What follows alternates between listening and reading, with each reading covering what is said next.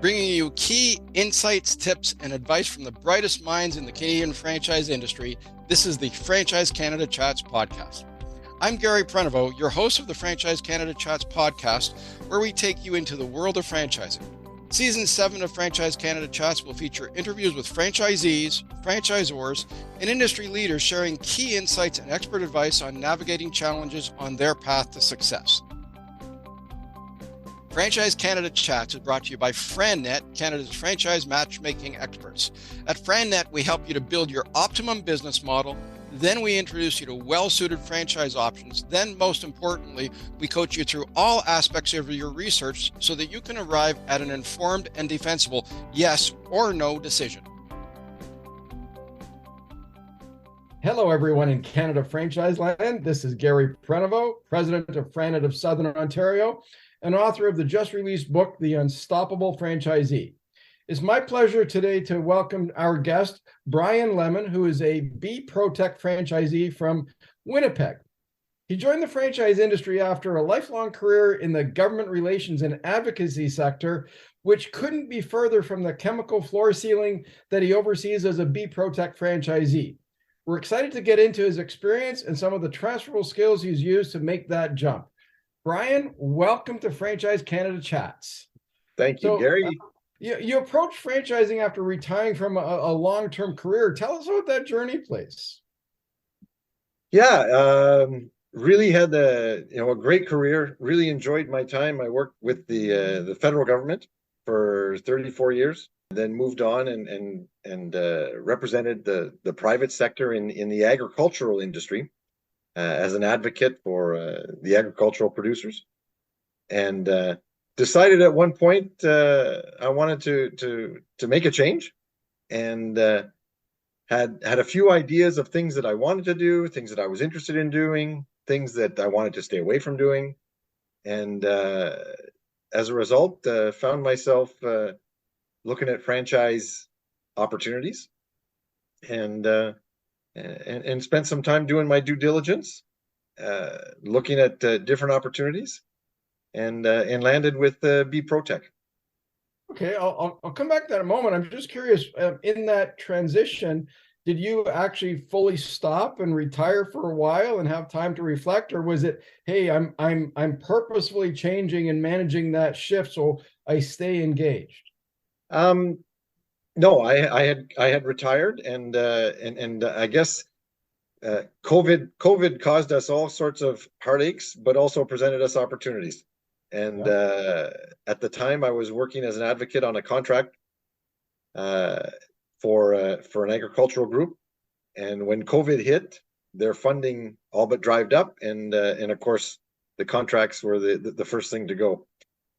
So I found myself with the opportunity to look at other avenues. Okay, and so did you look at a bunch of options? Like, how did you find B-Protek in that search? You know what? Online. I went online and looked at the Canadian Franchise Association has got a great tool that helps you sort of navigate through the hundreds and hundreds and hundreds or thousands of opportunities that might be available as a franchisee, and you're able to look at different industries. You're able to look at different investment levels, and I kind of knew what I wanted. I wasn't looking to open up a restaurant. I wasn't looking to open up a storefront. I was looking for something where I could work from home or out of a truck, and I had an investment dollar in mind, and I kind of whittled it down to the search results and started looking at the different opportunities. Now, in my case, the product that B-Protek installs is a product that personally I was very interested in to begin with. It's a product that I had always looked at and said, wow, that would be fabulous to have in my garage. And so there was an interest in the product right off the bat from a personal perspective. And then as we walked through the different disclosure documents and the different process with the franchisee or with the franchisor, sorry, I gained a level of comfort, gained a level of understanding of how the company was run, And at the same time, I was still working with a number of others, but the B-Protek one kept bubbling to the top. Okay, so it's interesting. A lot of our listeners and viewers are people who are at the stage, I want to be own a franchise, but I'm not sure what my options are. I'm not sure where to look. It sounds like you started with a certain set of criteria before going searching. Did I understand that correctly? Like you narrowed it down? What's your advice to would-be franchisees around that? Yeah, I think you're absolutely right. In my case, I had a sense, like I said, I had a sense of things that I didn't want to get involved in, and I didn't want to do. I wasn't looking at opening a restaurant. I wasn't looking at necessarily having a huge staff. I wasn't looking at uh, trying to keep what I'll call mall hours. I've always enjoyed working with my hands and being active and enjoying woodwork and fixing things. And so I sort of had the home reno industry was one that was of interest to me. So yeah, I went in with that, and I would encourage everybody that if you don't have some ideas, the search can get overwhelming because there can just be way too much to look at.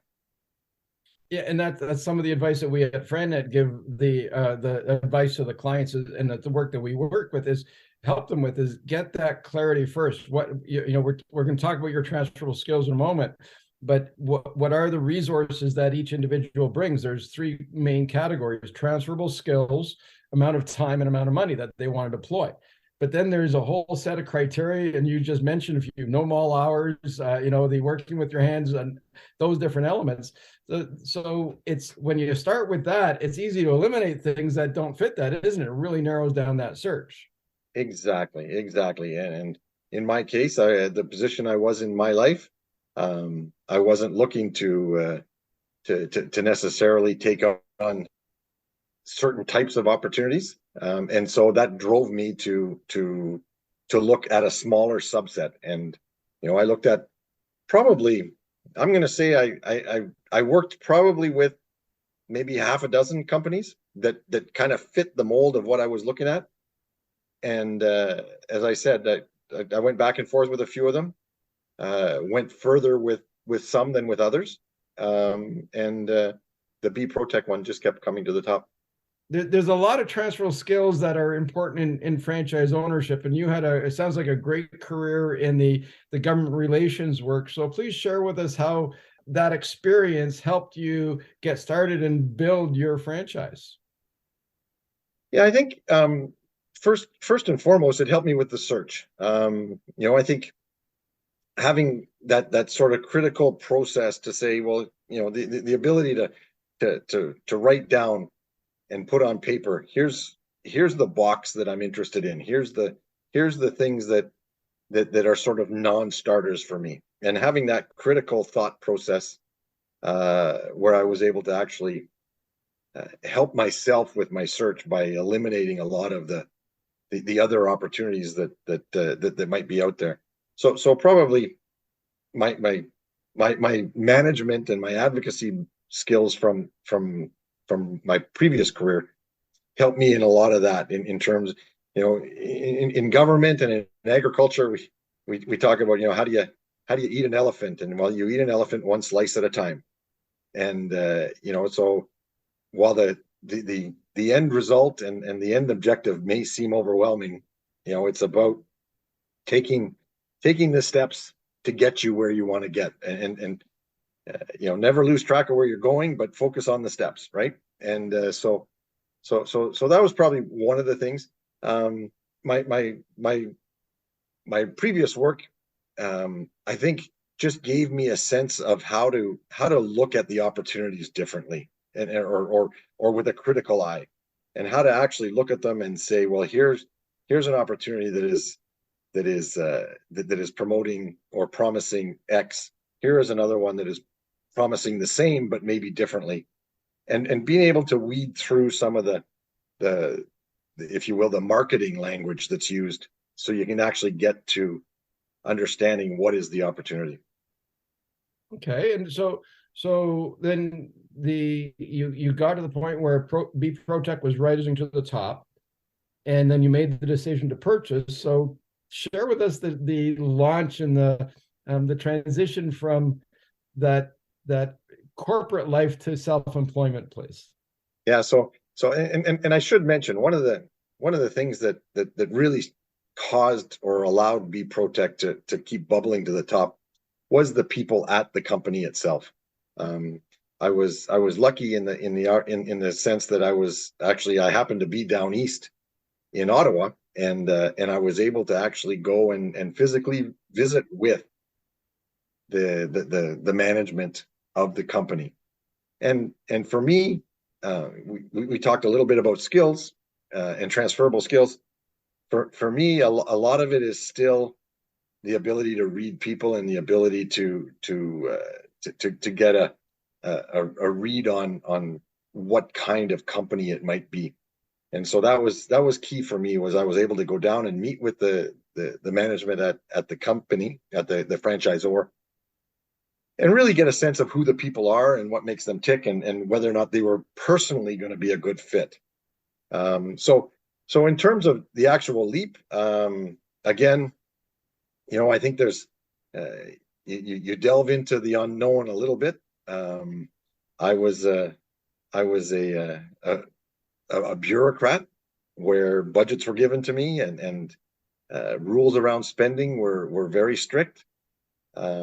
And you're going into a place where now you're talking to, I had been to the bank and asked for a personal mortgage in the past, but now I'm going into the bank and I'm taking my previous experience in terms of writing, and I had put together a business case, and I'm presenting it to the bank, and I'm looking for funding, right? And so, there was a lot of new experiences, but again, my previous life helped with that, and then just the approach of saying, let's deal with one step at a time and let's manage it, and quite frankly, huge amounts of support from the company.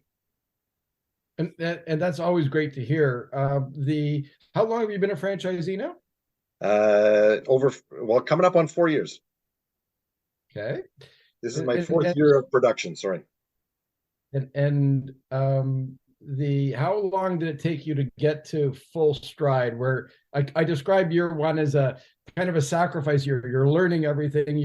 Everything you're making, you're putting back into the company. So it's survival and learning. Year two is a build year, and then from there, it's however the individual owner wants to scale. So share with us how that worked for you, please. Yeah, and certainly using your model, maybe I would look at it as I was maybe lucky. Having not heard your words, I might have said I was unlucky, but you're right. Year one, I got started, and the job, the work of B-Protek, there is work all year round, but we do certainly have a busy season. We're applying epoxy coatings and polyurea coatings in garages and exteriors. So it's and I'm in Winnipeg. So if we're working on exteriors, there's a pretty defined season that we work. There are opportunities to expand the business and work 12 months of the year. But we certainly have a busy one, or a busy season. For me, my first year, I got into it, and I finally signed and was able to get up and going in the 1st of August. So my first year was only a partial year in terms of our busy production season. And as such, it was exactly as you described, an opportunity to kind of get my feet in the ground, have a few building blocks on which I can then start fresh come next spring. And the second year was an exceptional season. The second year, I hit the ground running first thing in the spring because of the experience I had the fall before. First year was one where, and it was in the plans. We knew what we were doing. So when we put together my cash flow models and my business plans and all the rest of it, it was something that we knew we had a short season the first year, and that we needed to think about how to finance through the off season, if you will, until we get started in the spring. So it was all well planned, but as you had described it, it was a chance to get my feet in the ground and get going, so that when spring hit, I knew exactly what I was expecting. And that's an important message to our listeners who are considering franchise ownership, is creating that 2-year plan. Is one thing to have a spreadsheet to get what it looks like, but then when you do the workup behind the spreadsheet, and what is the work it takes, and that might change the numbers. I've got to do that, and I've got to do like all the different components, right? So it sounds like you were very thorough in that. Did you have to become a technician first, or do you do more focus on the business generation and the overseeing, and you hire technicians? So my business model is one where I am chief cook and bottle washer. I do the sales. I do the actual installations myself, because that's what got me in excited about the job, was being able to do the work. So I do the sourcing. I do the paperwork that's needed to be done at the end of the month. But I have been able, and one of the things that was interesting about the B-Protek opportunity was its scalability. I have fellow franchisees who are running 2 and 3 crews and are running, significantly larger enterprises than mine. Mine, I've chosen thus far to work by myself and work as a single as a single employee, and so I show up at your garage driveway, and I'll be there for 2 days, and I'll do the work, and then when we're done, hopefully I drive away, and I leave a smiling customer in the driveway. So from my perspective, I haven't had to, and I haven't chose to necessarily grow the business, but I have, like, as I said, several of my colleagues in different territories have grown. A gentleman that started 6 months before I did, he's bought into newer territories, and he's expanded his business, and he's brought on new crews, and so the scalability is an interesting consideration to think about when you're looking at a franchise. Yeah, so it very much so. On the hiring then, so you haven't really got into that because that's not your model yet, or not you're executing that stage of your plan. For the franchisees that are doing it, do you hear much about labor challenges or finding or keeping employees? Because that's a challenge with every business, right? Yeah, and for sure. One of the nice things about being a franchise is the whole tagline, the franchise tagline of working for yourself but not by yourself, is very, very true on the B-Protek side of things, where we take advantage of the technology tools, and we've got group chats and group sites where we can all visit, and so I do hear and I do see some of the comments and some of the challenges around staffing. The company itself is dominated in Quebec and Eastern Ontario, and as such, you get in there and there's lots of opportunity. We just had one of our franchisees had a big job and was able to borrow staff from another franchisee.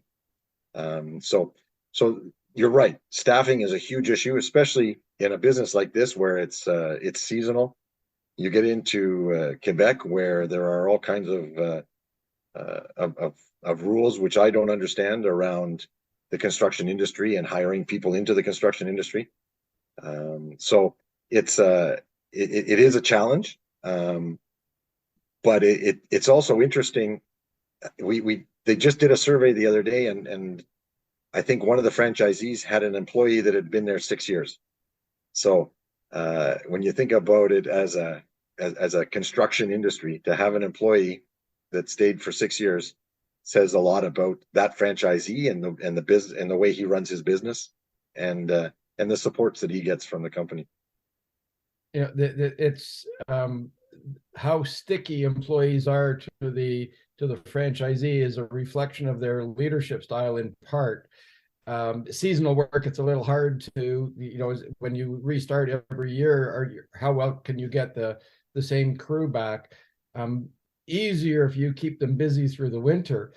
One of the things in the book that I just wrote, we talk about growing your people as one of the key drivers. And I interviewed over 30 top franchisees across a number of systems, and uniformly, the common theme across all the top franchisees was the mentality, Brian, that the employee is the most important repeat customer. Underperforming franchisees treated employees as a resource to be exploited or leveraged or consumed, pick a word, depending on what that light leadership style was. But the transition to, oh, I got to really look after my people before my customer, that's an important mindset for people who wanted to be a business owner. For sure. And I see lots of supports. I haven't had the need to necessarily take advantage of those supports myself. But when you get into Quebec, for example, there's opportunities for franchisees to work together on larger staffing opportunities, right? Where they're able to actually leverage off each other. But I think you're absolutely right. Showing up at a job site and not having your staff show up would be your biggest headache. So I think looking after your staff and making sure that you treat them as the most important part of your business, I guess, is probably critical to making sure you end up with good staff. So you talked about scale earlier on. As scalability is one of the reasons why you like this. What's the vision for your enterprise? Like, are you like, hey, I want to get a year or two more just being that chief cook and bottle washer that you said, doing everything, or you're starting to look at I really want to start building my team this year, Gary? Like, what's the vision? Yeah, you know what? And I've got a vision, but I don't necessarily have a really strict timeline to it. Hoping that the growth is going to be more organic rather than forced. The industry itself out here is a lot less mature, I think, than it is down east. Ontario, Quebec, the industry seems to be a lot more mature. The clients and the consumer knows a lot more about the product than they do out west here. Some of that, I think, is just the nature of concrete down east and the way it gets beat up more so than maybe it does out here. But my vision is certainly to look at opportunities to expand into other territories, to grow my business that way, and that once you start looking at buying into other territories, then you start, I think, looking at an organization model that is different, where you separate a little bit the administration, sales, marketing from the actual production. In my world right now, I'm able to manage both, but certainly I think as production ramps up, you quickly lose the ability to manage the administration, the sales, the marketing, and the production all at the same time. Enjoying the episode so far? Franchise Canada also has bi-monthly newsletters full of franchise opportunities. With Franchise Canada e-news, new content gets sent directly to your inbox, and you can keep up to date on the newest episodes of the Franchise Canada Chats podcast that you're listening to right now. Plus, you get a free subscription to Franchise Canada magazine. Join the 19,000 fellow franchisees, industry leaders, and aspiring entrepreneurs by subscribing at franchisecanada.online. Now, back to the episode. Well, it's the age-old battle of the owner-operator versus the executive owner type of model. In a previous business I had, we were live in artificial tropical plants, and I was responsible for sales at the commercial enterprises. And we would do the installations of the downtown Toronto planters. The office towers would be two to 5 days. And one of the other senior team members said, you need to be doing on the installs as well. And every day I'm in the dirt planting, I'm not selling. Correct. So it's really important for prospective franchise owners when they look at a technical business, if they're on the tools, how much time do they need to be on the tools before they start scaling? Because at a certain point, it's a battle, isn't it? It's Well, and certainly I think it is. And for me, it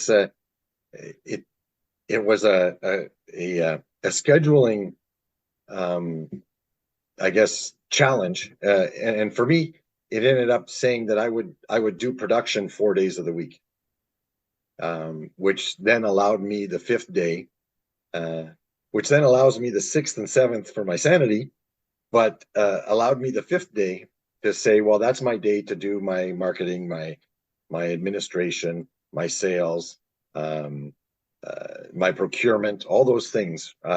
So it was that way to really focus on sort of managing my week and my schedule.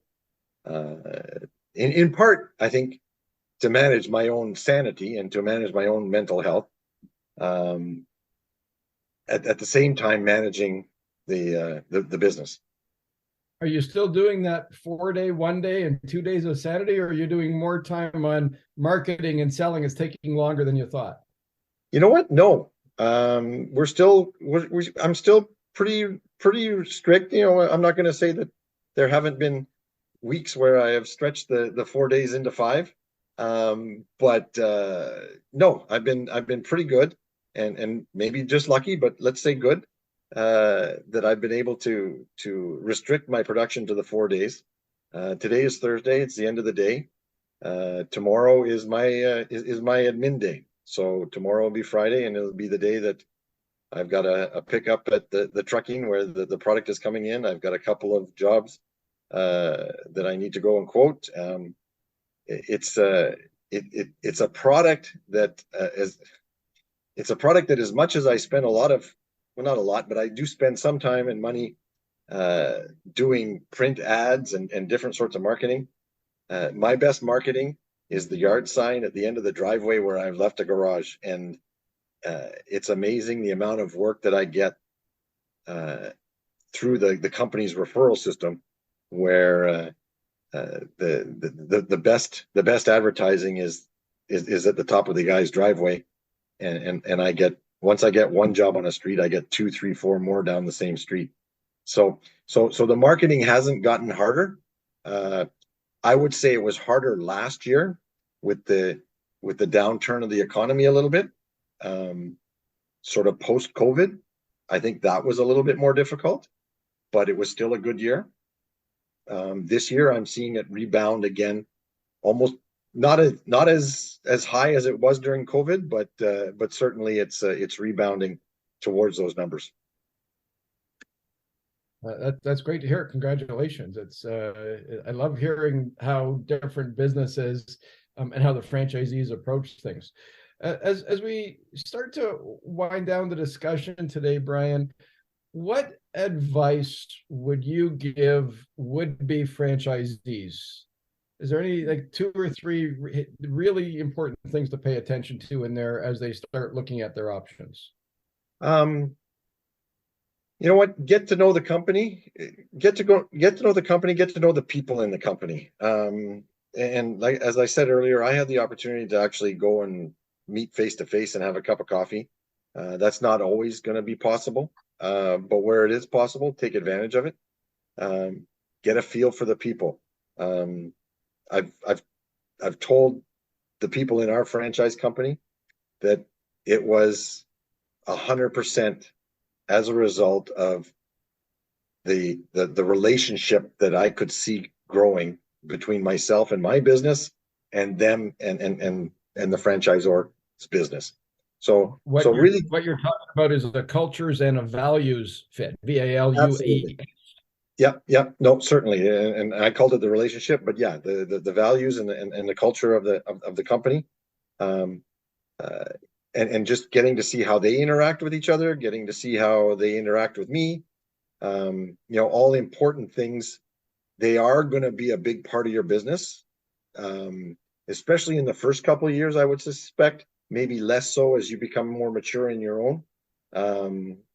But what I've noted is a reliance on the franchisor for technical, for business, for management, for all those sorts of things. As time marches on, you become a lot more probably experienced in the actual production than even they are. So you can kind of wean that off. But in the early days, you're going to be tied at the hip to these guys and gals, and so it's going to be important that you have a good feeling talking with them. So that's one. Two, find something that every morning you're going to be, if not excited, at least happy to get out of bed to go do.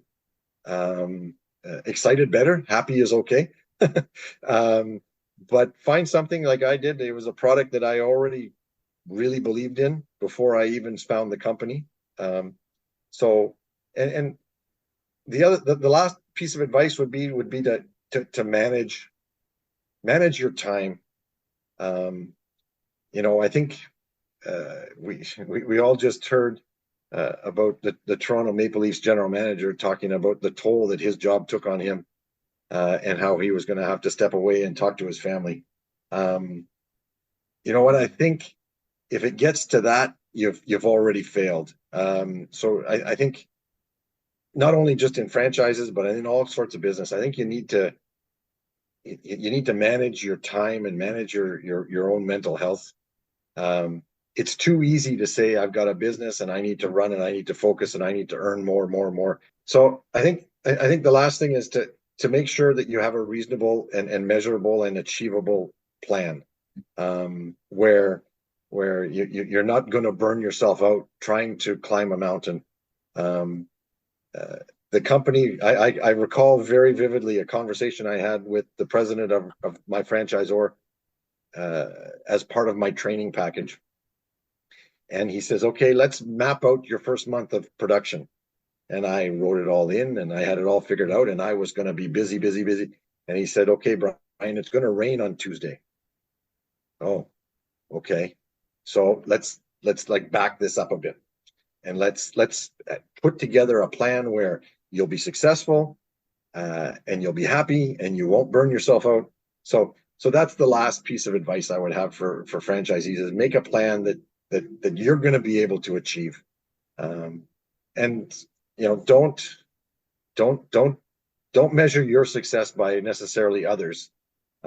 As I was saying, ours is fairly scalable. I measure my success against my plan, not against the larger franchisees. So I get goosebumps on my arms. I hear that because it's such an important message. A lot of people who do go into franchising, they like it because of the competitive nature, but it's measure your success against your goals. First, you got to have your goals. So you talk about the clarity around the plan and also expectations, time expectations, workload expectations, a number of income expectations and timelines, though. So those are all really important. So thank you for that. I want to go back to also what you said about having something to look forward to when you get up every morning. I have this discussion quite a bit with different people about it's. Some people say, I got to love the product or service. I got to really believe, I got to have a passion for the product or service. And I take a slightly different approach. I'd like to hear your opinion on it. I say you have to have absolute conviction for the product or service, the value proposition. You have to have passion for most of the work it takes to get that product or service in the customer's hands. Because ultimately that's what you're going to be doing. Yeah. And maybe those are variations on a theme a little bit. But yeah, in my mind, I think it's important that you enjoy the work you're doing. And that you enjoy the service you're providing to the others, to your clients. I often joke over the backyard fence while you're barbecuing. I'll talk to the neighbors, and you can feel sorry for some of the other trades that are out working, and they put in lots of hard work, and they hand the client an invoice at the end of the day, and the client can't see anything. I'm very lucky, and I don't take it for granted. I'm very lucky that when I hand the client an invoice, they look back into their garage and they see a beautiful product. And so I had this conversation actually with the company. We have an annual convention, and I had the conversation at one point during one of our sessions that I said I enjoy, actually, while the opportunities on the commercial side are endless, I enjoy the residential because there's a personal connection with the client, and you've done something for their home, as opposed to a commercial job where they're saying, well, it's the company floor, it's the company warehouse, whatever the case may be, and you don't have that same personal investment. So one of the things I love is this afternoon, before I left the job, the client was thrilled with the job I left him. He was thrilled with the way his garage, and he was looking forward to getting into his garage. And that's what makes it fun and easy to come to work. It's such a cool, you think about it, it's what people go to every morning and come home to every night. They park their car in the garage, they got to leave, and so you do a renovation to that space, and it's like every day you feel it, right? So there must be a lot of satisfaction in that. One of my favorite the biggest room. It's the biggest room in your house. I haven't looked at it that way. You threw a curveball at me there. I've never thought about the garage being the biggest room in the house. One of my favorite questions, and I like to finish the podcast session with this question, Brian. What have I not asked you that you would ask you about your business? What have you not asked me that I would ask me? Well, I guess the biggest question would be, would you do it again? Okay. And I think I certainly would. I've had a great experience. It certainly had its challenges. It certainly had its speed bumps along the way. I think, I expected there to be. So as much as you're not happy when they happen, you're not necessarily. It's not all doom and gloom, and the sky isn't necessarily falling. But yeah, I would do it again. I believe that the due diligence I did in choosing this company, and the work I put into getting to know them and being comfortable with them before I actually signed, has allowed me to say that, it's been a largely, if not 100%, positive experience. Even the negatives, are managed by this company in a really positive way. I've had nothing but support from the company, and I've enjoyed. I look forward to every spring when it comes, because I'm going to get busy again. So it's been a great experience, and the idea of being a franchisee, you're still a private entrepreneur, but it brings with it all these other supports, and so certainly, from my perspective, it would have been very daunting to have done it without the franchise model. And I can't say that I would have had the success that I've had without it being a franchise model and just going off and doing it on my own. Thank you for that. Franchising is a great business acceleration model.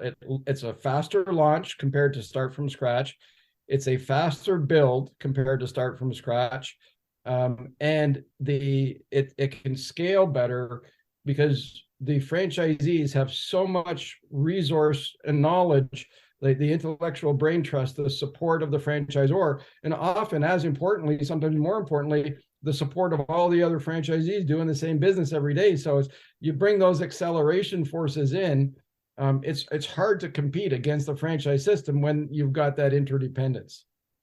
And certainly I think, we can talk lots about what the company did, but the company set the culture, I think, for the franchisees, and it's the interaction between franchisees is there's no way you can overstate it. It is critical. It's terribly important. I always joke that I'm the Western Front. I'm in Winnipeg. The company's evolution to date has been to migrate westward, and they've left Quebec and they are now in Eastern Ontario. So I'm a time zone away still, but even then, the access I have to the other franchisees is incredibly helpful. When you get down into Quebec, the opportunities for them to, just in terms of even sourcing product, does anybody have any of this? Yes, I can get it to you. You're absolutely right to state the importance of the network of franchisees as opposed to just the single relationship between franchisee, franchisor. Well, thank you for your time today. If people in Winnipeg hear the podcast and want their garage done, where can they reach you? They can reach me at blemon at B-Protek.ca. That's my email address. Thank you. It's a pleasure having you today. Good continued success and all the very best. Folks, thanks for listening today. That's a wrap for this episode of Franchise Canada Chats Season 7. Thank you. Thanks for listening to Franchise Canada Chats. Catch up on every episode of Franchise Canada Chats on SoundCloud, Spotify, Stitcher, or wherever you get your audio media. For more franchising resources, including how-to articles, expert advice, franchise success stories, and franchise opportunities, visit franchisecanada.online. Don't forget to subscribe to Franchise Canada e-News while you're there. You can also learn more about franchising at cfa.ca and connect with specific franchise opportunities at lookforafranchise.ca.